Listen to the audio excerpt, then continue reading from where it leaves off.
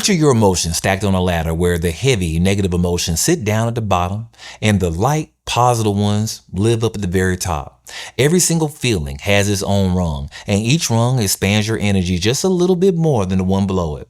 When you find yourself stuck down low in those fear frequencies, trying to leapfrog straight up to joy is like reaching for a rung that sits 6 feet above your head. Instead, you climb the rung that's actually within reach, right above fear, and that rung is anger. Anger gets a bad reputation, but it holds a gift within it that fear takes away from you. It forces you to take action. You're using anger as fuel so you can drive yourself up toward the higher rungs where courage and love and peace, affluence are waiting for you.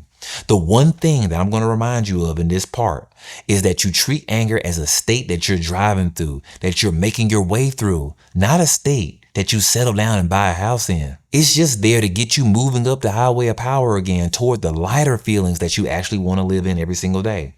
When I served in the Army long time ago, fear was a daily part of my life. I got used to it. I joined to get the money to further my education, to pay my future self, if you will. A year later, our then president declared war and my unit was one of the first to deploy. So there I was, 20 years old, sitting in the middle of an Iraqi desert at a guard post behind a machine gun with no idea if or when I make it back home.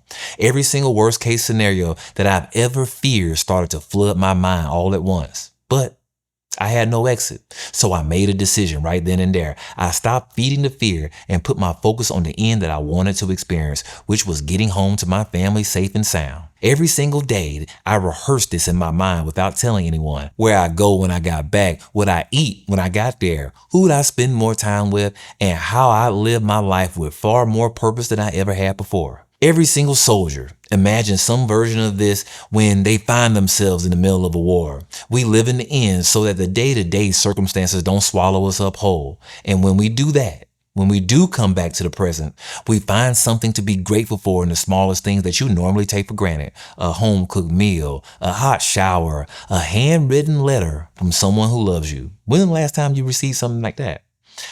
There's an apparatus underneath all of this that I love to talk about, and it's the RAS.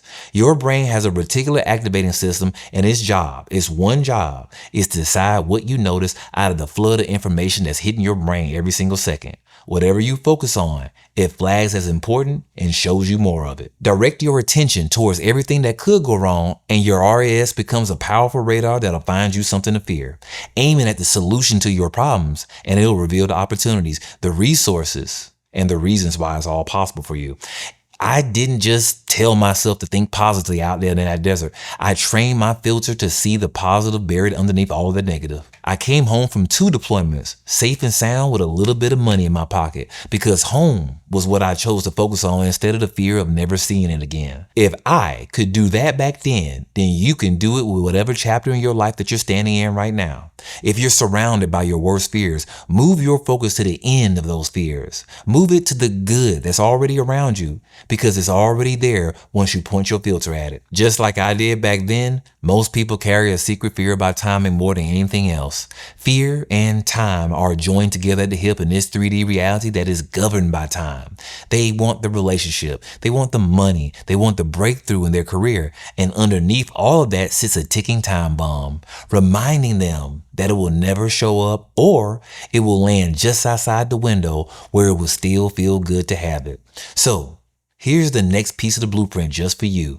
To become fearless, you loosen the grip that you have on this invisible clock of your identity shift. You give your manifestation the room to arrive by stretching out the time frame that you've handed the universe to work with. A goal that's floating around without no timeline tends to do just that. It drifts off because your mind treats it as something that can always happen in the future, something that happens later, but never now. A deadline that has a timestamp that's too close to today does the exact opposite and loads your body up with anxiety that loads it up with fear, because some part of you is already bracing for failure, already bracing for you to miss the mark. The sweet spot is the middle path, far enough out that the nervous system relaxes and trusts that there's enough runway to land your plane.